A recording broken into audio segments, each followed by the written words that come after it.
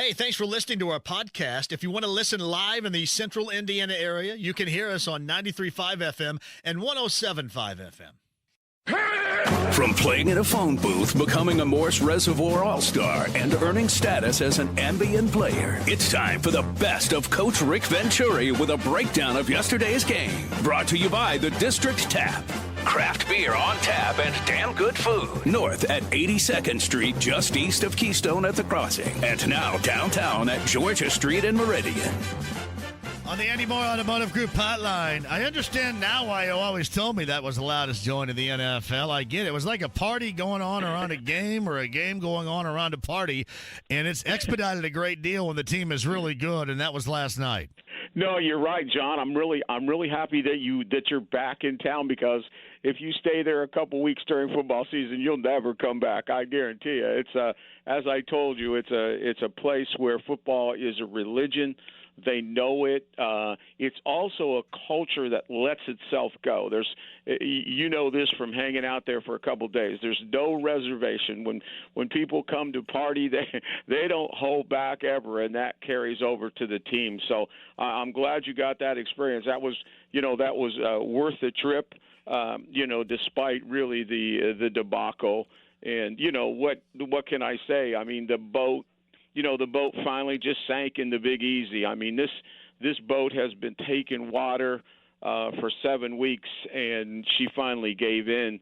It's unfortunate that the Colts saved one of their most humiliating performances in recent time for a prime-time national audience. And, if you just look at the game as a objective person, the Saints were just a far superior franchise from top down. I mean, from player personnel construction to the motivation going into the game to the coaching itself. And then, in my opinion, from the physicality of the play, I thought the Colts played really, really soft. Defensively, it just was historically bad. I mean, 29 out of 30 completions, that's hard to do on air, but it's really what we have become. This team is 31st. It's lived there for 2 years. I've talked about it till I'm blue in the face. They'll never be worth a damn if they continue to allow quarterbacks to throw over 70% game-wise. We are at 71%. Tannehill was 77. Winston was 73. In the last 2 weeks, the quarterbacks have been 62 of 75, 82%, 736 yards, 8 TVs, and 144 passer rating. I just looked something up, and this will tell you everything you need to know about this defense and this scheme.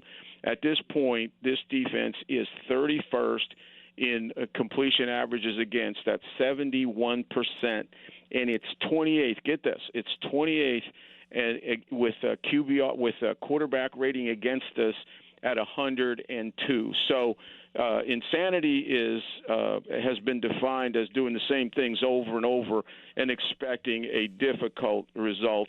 When you talk about the game, I'll tell you how I see it.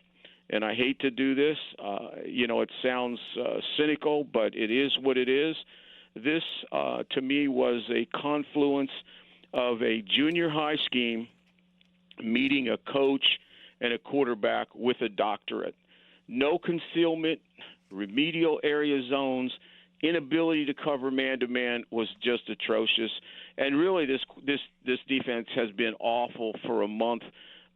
Every quarterback has been well over 100 passer rating. And this has been this way for 2 years. It's really sucked for 2 years. And, the media kind of makes a mistake in that they'll say, well, the defense is either zone or man. Well, that's how it's played here, and that's the problem. Defenses in the NFL normally have a big mix. You play man, you play zone with matchup receivers, you play combinations, you trap, you do various different things, you overload.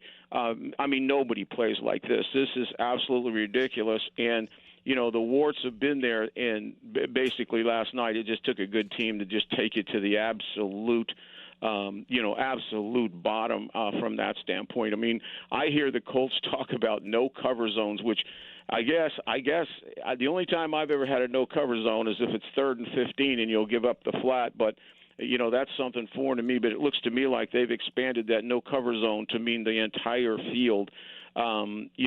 Absolutely, no what I would call game specifics. I mean, you go into the game, okay, Michael Thomas is a problem. He's the number one receiver in the league by immense. He had 121 catches, and he's running down the field unmolested, or he's one-on-one, with a guy that's just averages the day as long as Sin.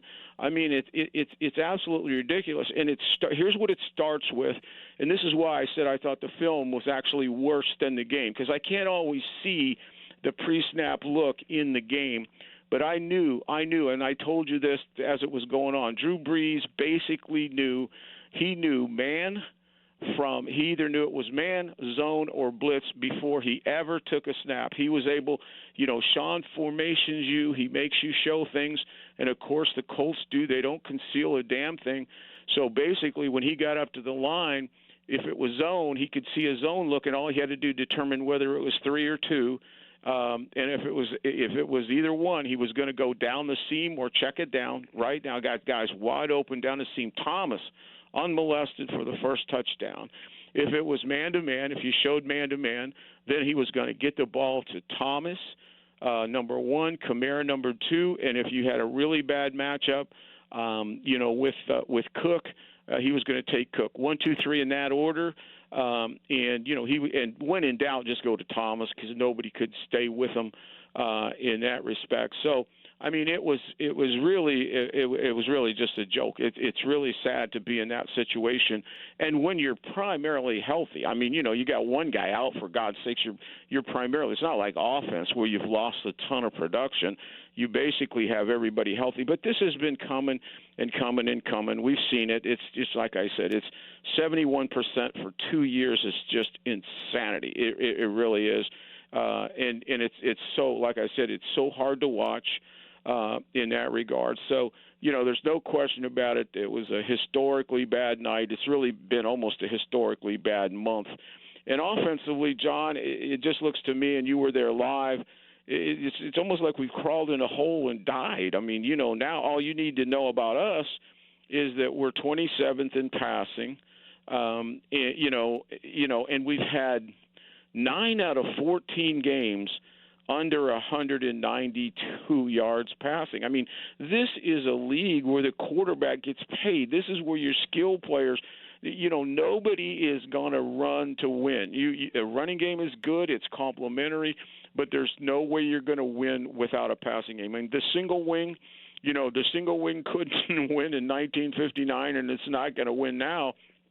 And that's a little bit, of really what we've become. I think, what's happened, I think the quarterback over time, I think when you look at him now, and we made excuses for him in 2017, and it's not all him. There's still excuses. This is a terrible perimeter football team right now, just terrible. I mean, it's like a Division III perimeter team. But, he's been exposed also. He's not, and I've said this from the beginning, he doesn't have pinpoint accuracy. Last night was probably the worst of his games. I mean, the first overthrow, if we had any life at all, was to get down there and score early and kind of at least quiet the crowd down a little bit. And he makes that terrible overthrow to Pascal, and then he overthrows guys. But, overall, if you look at him over time, if you've been there with me in training camp, you see it. He's just not totally accurate. He's not always decisive. And then he has that torque. I call it a torquey delivery. It isn't so much a long arm delivery, but he has a lot of body, a lot of action on it. So, you can kind of read that. It's kind of a deliberate delivery in that it's torquey, so you can see that thing coming, and they got an extra break on that.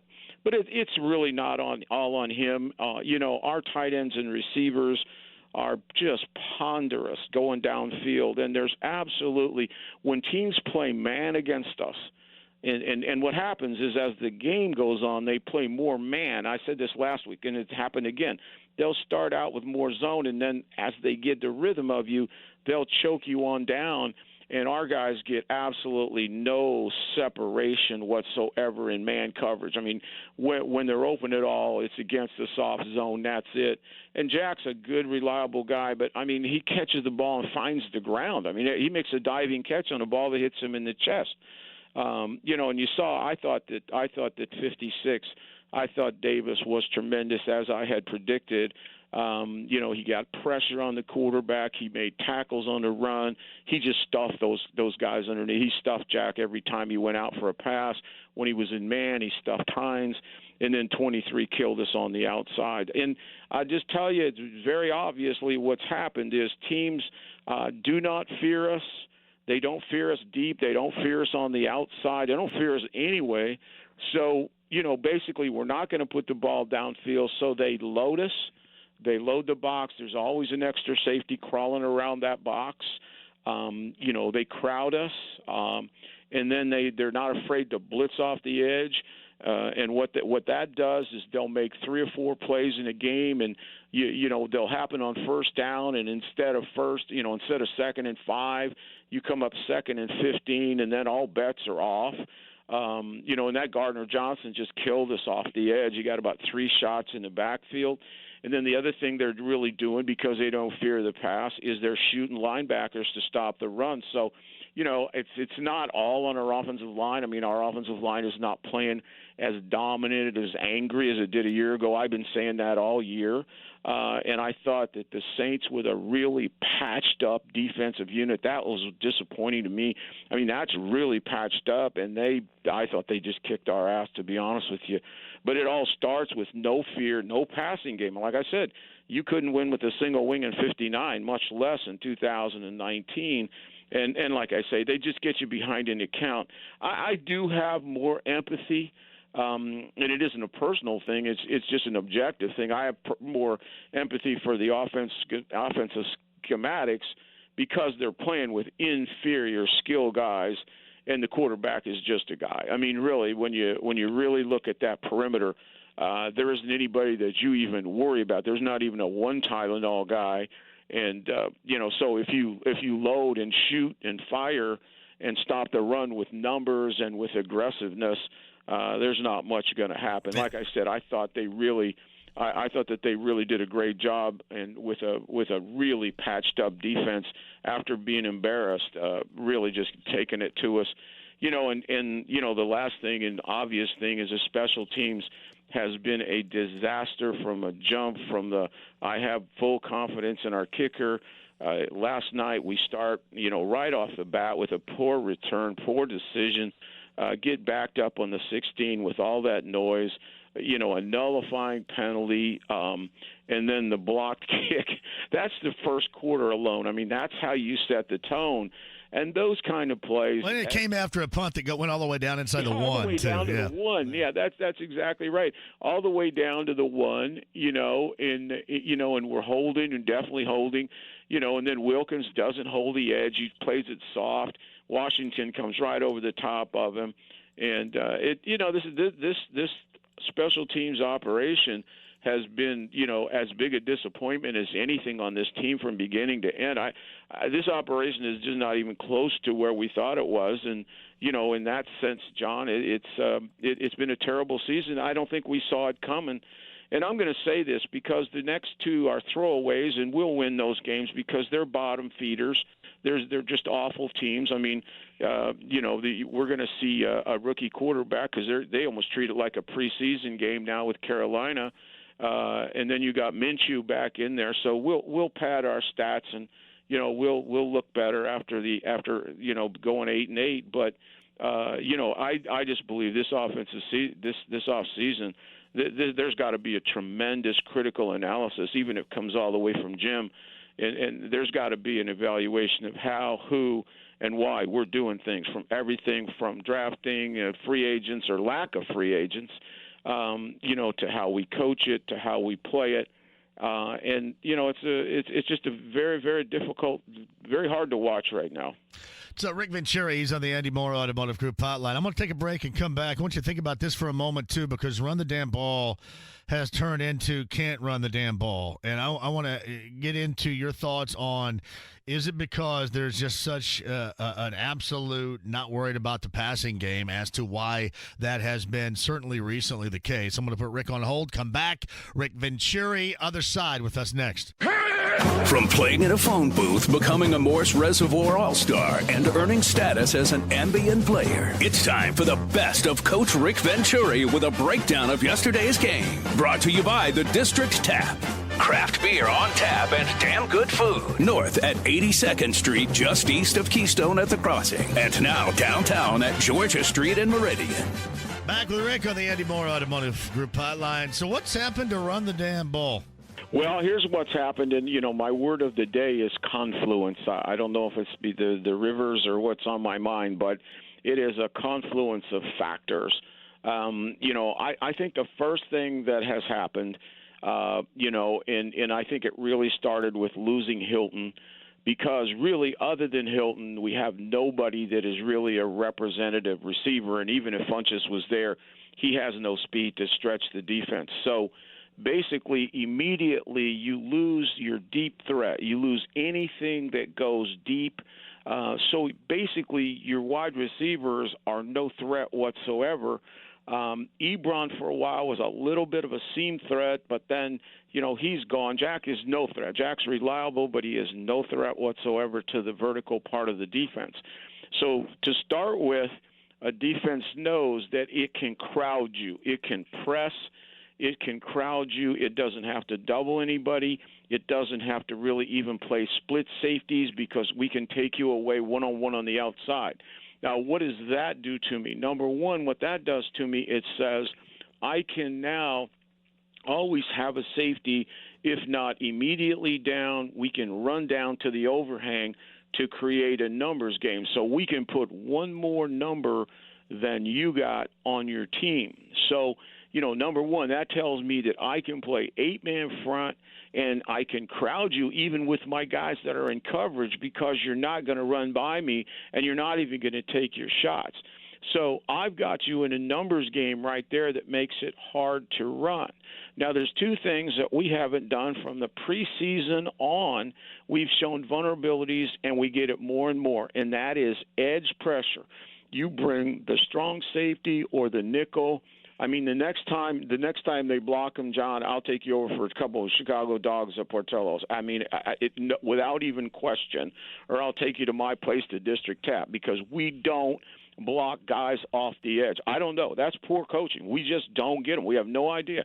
You saw Gardner Johnson come in and wreck us. And so you run 3 runs on first down, 3 series, and 3 series are ruined because you're 2nd and 15 because you don't do that. The other thing we don't do is attacking linebackers just get us in the backfield. They get us turned. They turn the line of scrimmage, and we can't get that done. So one of the things that we do that is effective if you have good wide receivers, or at least if you have Hilton, we rely on what people call RPOs, run pass options, which means basically if you give me an 8-man front, if you load me, then instead of running the play, it's a built-in read. Instead of running the play, I throw the ball out to my wideout either in a quick screen or, whatever it is. What the Saints do is they just throw that quick slant to Thomas. We throw quick screens. Well, when you have receivers like we do, when you have the Walmart receivers, what happens is, I mean, the Saints were coming with that Gardner Johnson, that safety, and we were reduced to throwing quick screens to Ashton Doolin, for God's sakes. I mean, how are you going to beat anybody that way? Seriously, when you just don't even be nuanced like I am. Just be a simpleton and say I'm going to beat the Saints with quick screens to Doolin. Okay, think about that.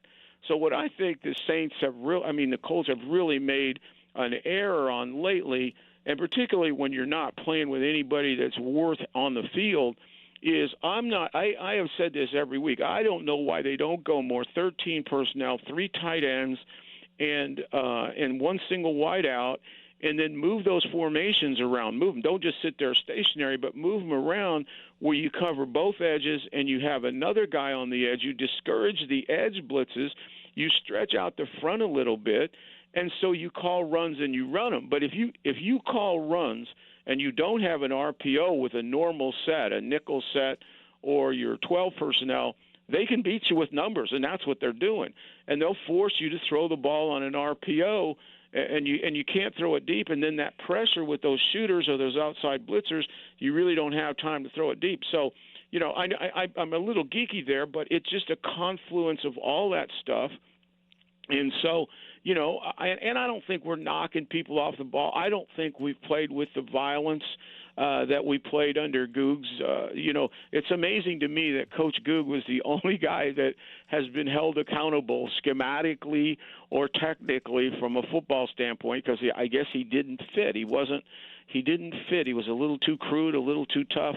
But we played a lot more angry and a lot more diversity in that running game when he was here a year ago. So, you got to look back on all these decisions that you make, drafting, coaches, failure to change your system on defense to continue to play that high school stuff. All that has consequences, and that's what I said. If you don't look it over, and I would say it would start with the owner. If you don't look it over pretty strongly, then you're making a big mistake going forward. But in a nutshell, it's all just part of that running game. It starts, I think, really outside in, and we haven't had an approach to counter it. So Rick Venturi with us. All right, I'm going to take a break and come back. We're going to talk about the quarterback position coming up here after 5. Now, I'm not a huge Chad Kelly guy. I thought that maybe you get a look at something you don't know too much about as far as being in an actual regular season game, but it appears that they aren't. I'm going to ask you, should they?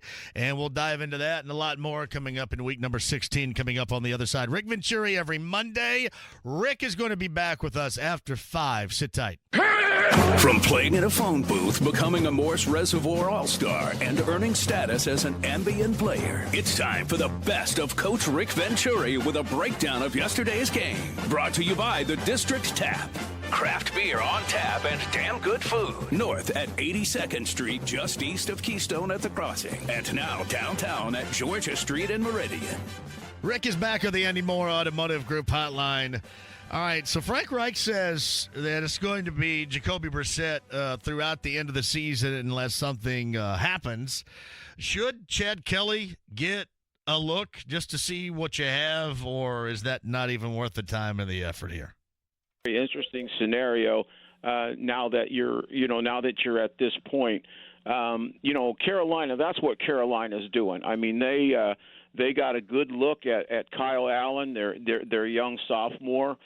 He started out like a house of fire and then just really fizzled out, 15 interceptions in the last 8 games that he played. So they basically know what they got. They've got a huge decision. They've already made the coaching change, but they got a huge decision on what to do with Cam Newton. Now, Cam Newton is a former MVP of the league. This isn't Jacoby Brissett, for God's sake. So, they're going to take their rookie, Will Grier, for better or worse. They're 5-9. There's no downside to it, and they're going to just take a look and see at what they have, what the talent level is, and I guess it may be tanking in one way, but in some ways it's smart to get a look at them. In some ways what you have now in Jacoby Brissett. I mean, Jacoby Brissett is not going to have great growth. Now he may be surrounded with if we would ever spend any money and surround him with some outstanding, outside talent, that might improve him. But who he is exactly who he is. You've seen it now, like I said, in 29 or 30 games. Now, if you're Frank Reich or if you're Chris Ballard, a 7-9 and an 8-8 is very, very different to your resume. I mean, with Ballard, it would be 7-9 would be 2 losing seasons out of 3. Frank would be a losing season. It'd be the 4th time in 20 years that the Colts have had a losing season. But if I'm the owner and I could take that, I'm not sure I might not take a look at Kelly before this is all over. I thought he did a great job, albeit in second halves. But in some ways, I mean, he's on that roster. He showed you some stuff. maybe you just take a look, see what he plays. Take a look at him. Maybe you see what he looks like and see if there's anything worth it. You're never hopefully going to get another opportunity to do it. To be honest with you, because you're probably going to be forced, and you can say my guy all you want. We also said we had total confidence in the kicker, and what happens is you lose credibility every day you keep talking like this. It really, every day you keep talking like this, you lose credibility. And so I think I would be open to it. Now, like I said, if I was the coach, I'd be selfish. As the coach, selfish or GM, I'd be fighting like hell for that 8-8. But in the grand scheme of things, I'm not sure. I wouldn't kind of like myself to see Chad Kelly. It's Rick Venturi. He's on the Andy Moore Automotive Group hotline. And are you with me at some point in the draft? We don't know when it's going to be. Is it going to be earlier? Is it going to be midway or whatever? You draft a guy from the college ranks in the spring? Yeah, I think I think if you're going to do it, let's do it. Let's go get the best guy. If you have to move up a little bit, we've got draft capital. We got that high too.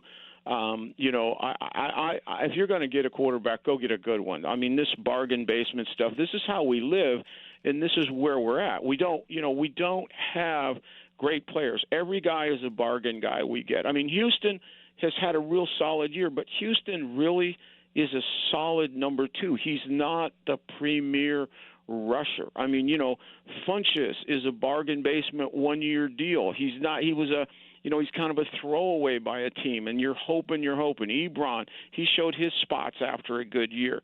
So, I mean, eventually, if you want playmakers and great playmakers, you've got to go ahead and invest them. And if you're going to take a quarterback, let's move up even if we have to, and let's get a guy we want who we think is a franchise guy. I don't think you can sit here and say today that and I love the kid in a lot of ways.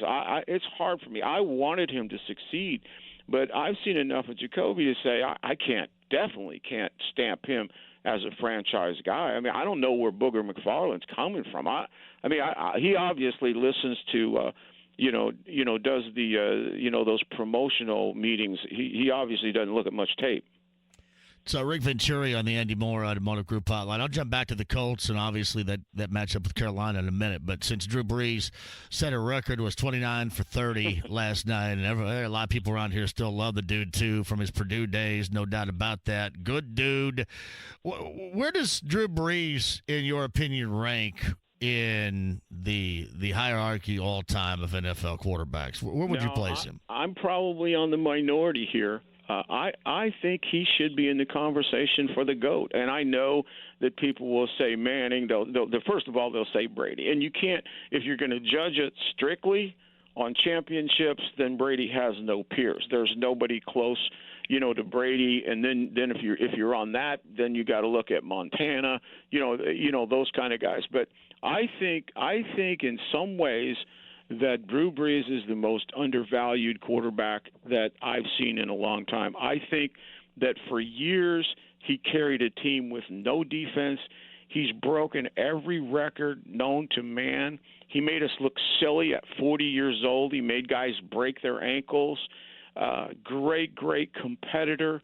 Obviously, there's a symbiotic relationship with the best offensive coach in the National Football League in Sean Payton. But I think he's great. I really do. I love everything about him. And I don't know. I would ask you today if somebody said you got to win a game tomorrow and you don't know what team you're going to coach, would you take Brady or Brees tomorrow? Well, I probably would fail there. I'd probably go. I'm always going to have a Manning lean, and there's no way around that. Just by sitting here and watching it. Well, that's on fine. A daily basis, I think he's in there, but none of those guys, with the exception of I get where you're coming from, Rick. Montana and Elway, had the escapability that he has. And so a lot of times I look at it from a defensive standpoint, who is the biggest headache that you have to play? So, like I said, I know I'm in the minority. He'll never get it.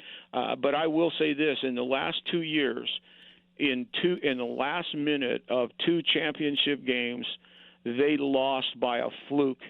and that could have potentially been 2 world championships, and then you may have looked at it differently. Yeah, there's no question. How much longer do you think he has left? Well, I don't know, but I tell you what, he was Sprite last night. Yeah, if he plays the Colts, he's got a lot of time left, I guess. Oh yeah, if he plays this system, he may not throw another incompletion for a decade, but everybody does that. I mean, what's his name? Carr does it from the Raiders, for God's sakes. But you're exactly right, and he's in great shape. He takes care of himself. I was so impressed with him. I mean, he Quincy Wilson. Oh my God. Yeah. I mean, broke his ankles. And Drew, they talk about his arm strength, and I guess Mickey Loomis said one day when we got him from San Diego, he threw the deep ball 49 yards. Today he throws the deep ball 49 yards. It isn't just a pure strength of arm. There is no one more accurate.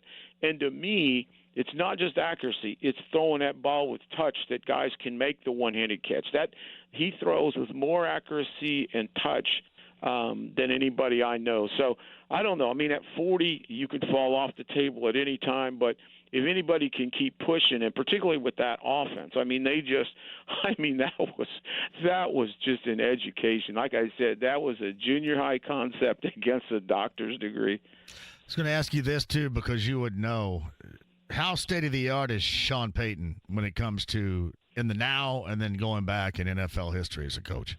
Well, I think, in the now, it's hard historically for me to go into all that, but in the now, he is, without peers, the best offensive coach. And I say that in that, number one, he knows how to construct an offense. There is always an Alvin Kamara, a Reggie Bush, a Sproles, who is his space back. And then there's always a hammer, like an Ingram, like a Thomas, and that's Murray. There's always a receiver, and these guys are second and third round draft choices. I mean, there's a Michael Thomas who before was Marcus Colson. There's always a good tight end. Now it's Cook. He's had different guys over the years. And he builds a triangle with those 3 guys. He gives you formations. He puts them in positions where if you're not nuanced like we're not, you have to show. And then what our team does is they take the easy way out. They take the 5 o'clock. They play the 5 o'clock defense, play our stuff simple, and go home at 5 o'clock. I mean, that's what you end up doing. And he just picks you clean. They do a great job of pre-snap looks. I know all about it. I mean, they will look you over.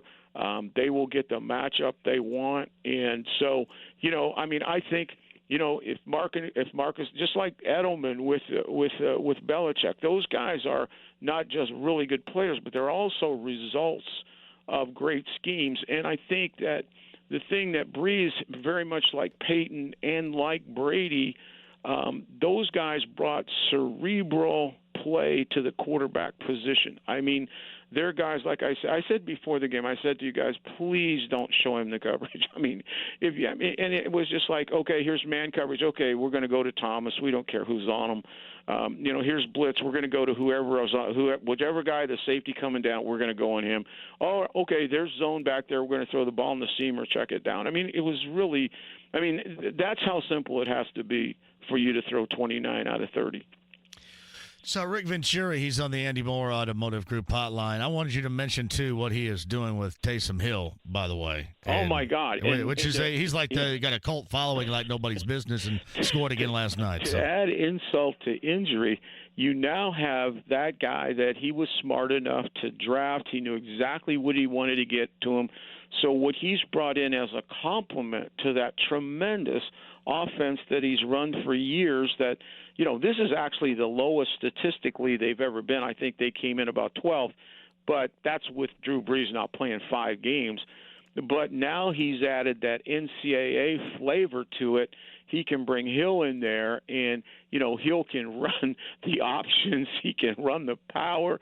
I mean, and then when he caught the ball, to add insult to injuries, which incidentally, if you want to watch the Colts on a terrible drive, just look at the last touchdown, the 35th one. We phoned that in. I mean, Darius Leonard was getting out of the way. He is a liability on the running game. I don't care how many plays he makes out in space, and then, Desir couldn't get. Taysom just knocked him down. I mean, knocked him down, and then I think Hooker thinks you can block tackle. I don't know if he realizes you really need to wrap up back there, but I mean, Taysom Hill is a great acquisition for them. He gives them another dimension, and John, that's a big headache for you as a defensive coordinator. It's not something that you can, it's just not something you can say, oh, well, that's not a big deal, because he's going to use him in the red zone. He uses him in short yards. I mean, he uses him in critical situations, and so that just adds to the dimension and the aura. But again, it comes back. The Saints. When I said that last night, that was a franchise that outclassed us from top to bottom in every aspect of it. I mean, for instance, we're so interested, we're so worried about locker room culture. We can't bring this guy in. We can't bring that guy in. Well, they had no trouble bringing in Janoris Jenkins today, because they know that they probably can't win a championship with Eli Apple. They figured that out. They're not sitting there saying, oh, man, this guy's going to be fine down the road. He just needs better technique, got better communication. No. They know he can't play. I mean, Apple cannot play. It was proven in the San Francisco game, and we even got after him for a while.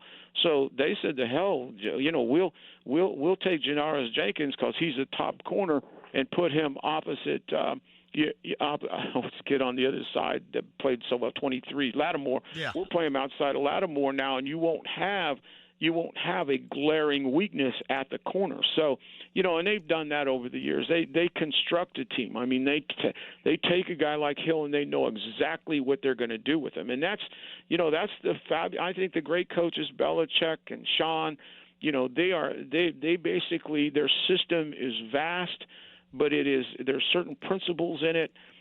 They know how to draft and to select for it, and then they exploit your weaknesses with it. And to me, that's the magic of pro football. It's not being a gym class coach and throw out simple offenses and defense. That's for Friday night. That's not for Sunday. So Rick Venturi, he's on the Andy Moore Automotive Group hotline. I got a little less than 4 minutes or so to go, and I want you to maybe highlight what's to look forward to as far as this Carolina game coming up on Sunday, with obviously nothing on the line as far as postseason concerned for either. Well, the big thing is you're going to get to view. I said Alvin Kamara was the best back in space. Well, I'm going to tell you what, maybe the best football player in the league is Christian McCaffrey. I mean, the guy is tremendous, 2,100-plus yards, the first Carolina Panther ever to have 2,000 yards. Honest to God, watching the tape this week on him, I had no idea just how good that kid is. He's so much better inside thrust runner than I thought. Pass receiving off the charts. When you talk about Carolina, it's one, it's McCaffrey, two, it's McCaffrey, three is McCaffrey, 94 catches, 1,121 yards. This guy is a tremendous football player. Honest to God, John, tremendous. They've got a couple young kids, and J.D. Moore, who from the Big Ten, 86 catches. He's a second-year guy, sixth in the league. 1,100-plus yards, number 3, and then Deebo Samuels, both those guys were Morris Reservoir All-Stars. Deebo is coming on. He's got 6 touchdowns.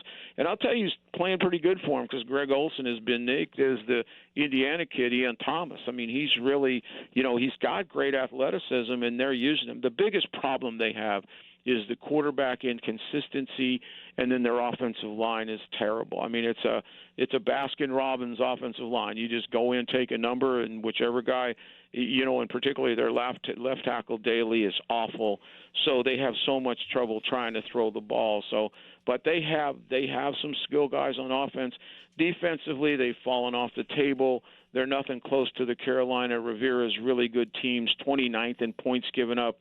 30th versus the run, which will play to our benefit.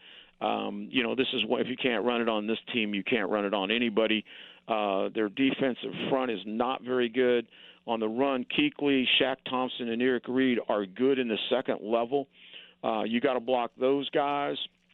They struggle at corner. They struggle at corner at one spot. But the one thing they do, they're second in the league in sacks. And if for some reason you start getting behind an account, They have Addison with 9.5, Burns 5.5, Irvin 6.5, McCoy, Butler 5, and Reed blitzing 4. So, they've got some issues there. Jackson is their weak sister at the corner. Bradbury's decent, but you can get after them. But again, it's I guess the highlight of their team is McCaffrey without question on offense. If you don't have a game plan for him, you don't deserve him to be in the league. Comparing the rest of the team, I'd have to turn the TV off if we couldn't do that.